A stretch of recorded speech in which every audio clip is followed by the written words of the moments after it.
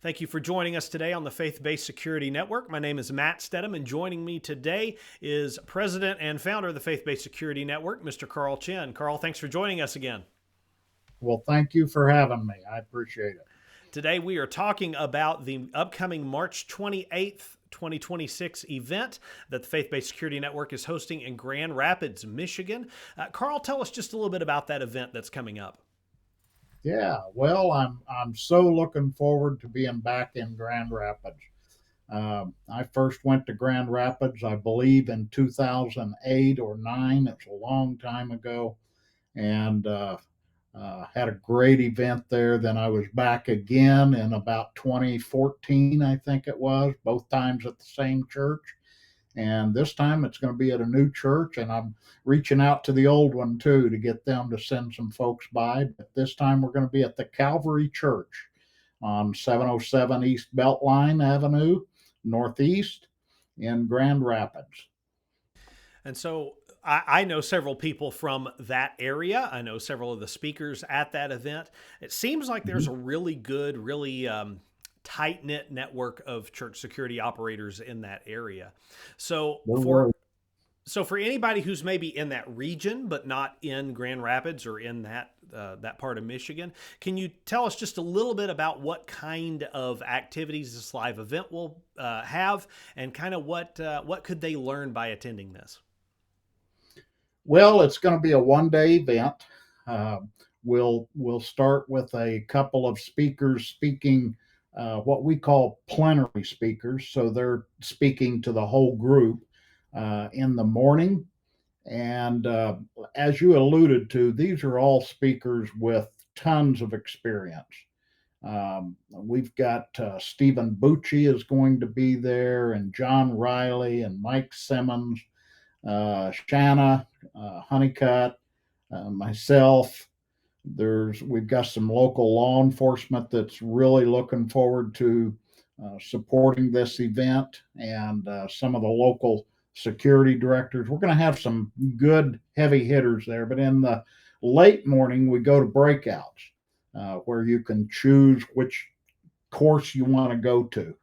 And there's a couple of coalitions up in that end of the country that are really strong. There's the West Michigan Coalition, and there's also the Safety Leaders Coalition from the Detroit area.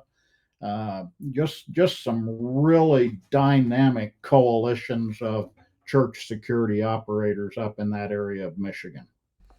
And so, with this being a regional event, we want to invite not only Michigan based churches and church security leaders, faith based organizations, but if you're just in that part of the country, if you can drive or fly easily in for that event, it is, I will tell you, as someone who has attended these live FBSN events, it is well worth your time. And Carl, I think one of the best things about these live events are the connections, getting to see people face to Oh, yeah. face, getting to make new contacts.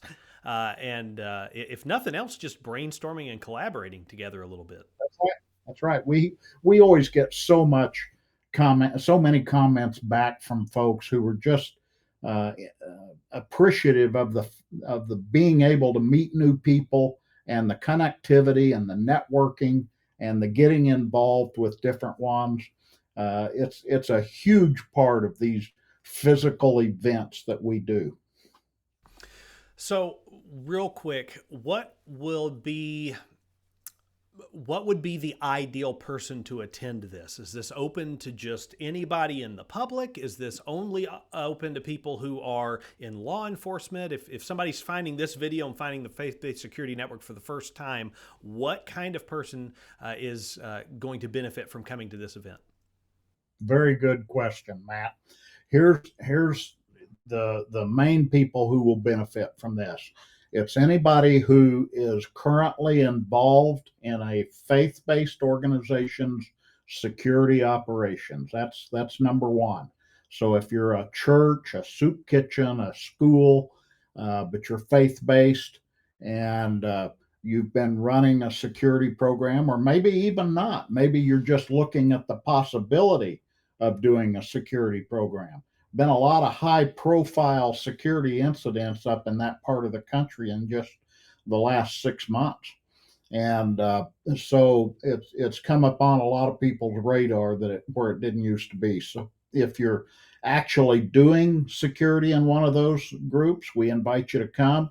If you're a pastor or lay leader or somebody in the executive wing of your church or ministry that's just wanting to know more about security, what is it? Is it just a bunch of guys with guns? Is that no? It's not. We'll help you understand what security really looks like in a faith-based environment. So that's the main people we're looking for, is those who are in some sort of a leadership position with their church or ministry, or those who are already uh, operating a safety plan, or even just looking at a safety plan. But others who we would like to reach out to would be chaplains, law enforcement. Certainly, we'd love to see law enforcement there. We've got a lot of law enforcement that's going to be speaking about how they can help the church community,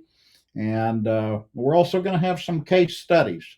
And one of the things that I just shared at an event that I was at this last weekend, when it comes to case studies, Matt, a lot of people say, that's just a story of something that happened somewhere else. But I got to tell you, Matt, it's applicable and it's meaningful to the people who are there. I was just reading a couple of weeks ago, old family traditions that were in my family because of so many military in my family.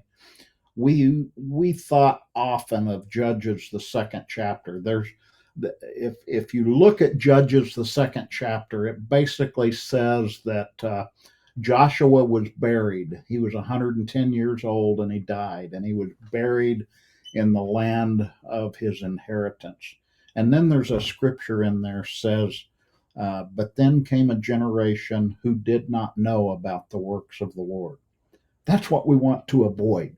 We have learned things through the years from these incidents that some of us have been in, and we like to transfer that knowledge to the next generation and help them understand what it's really like to be ready for these. Yeah, those who fail to learn from the past are doomed to repeat it, as is often thrown around. And Yeah. you reference the biblical story. Spend some time reading your Old Testament, and you're going to keep going up on these passages, going, "Haven't we been here before?"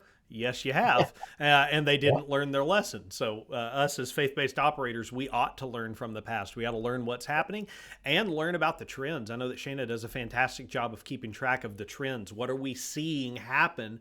It looks different today than it did 20 years ago. How people are Yeah. approaching these and what kind of incidents are sparking these off. Yeah, Yeah. absolutely. It's, So, it's a changing landscape. absolutely.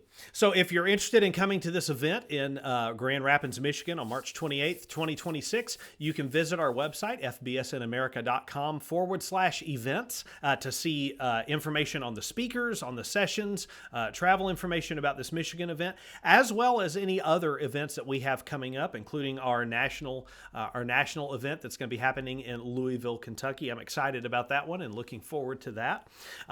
Carl, any other words of wisdom, any other encouragement for anybody that's interested in this Michigan event or any of the other live events that FBSN does?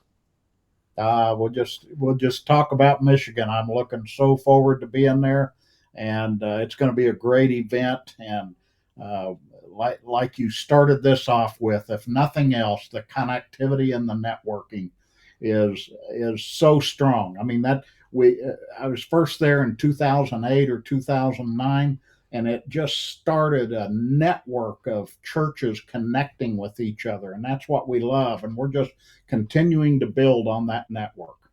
Wonderful. Well, we hope that you will join us again in Grand Rapids, March 28th, 2026. Again, more information on our website at fbsnamerica.com. Thank you so much, Carl, for your time today and for your leadership of the Faith-Based Security Network. And to you viewers, thank you so much for being interested in this topic of keeping your people safe. May the Lord bless you, and may you stand ready, willing, and able to defend your people. Take care.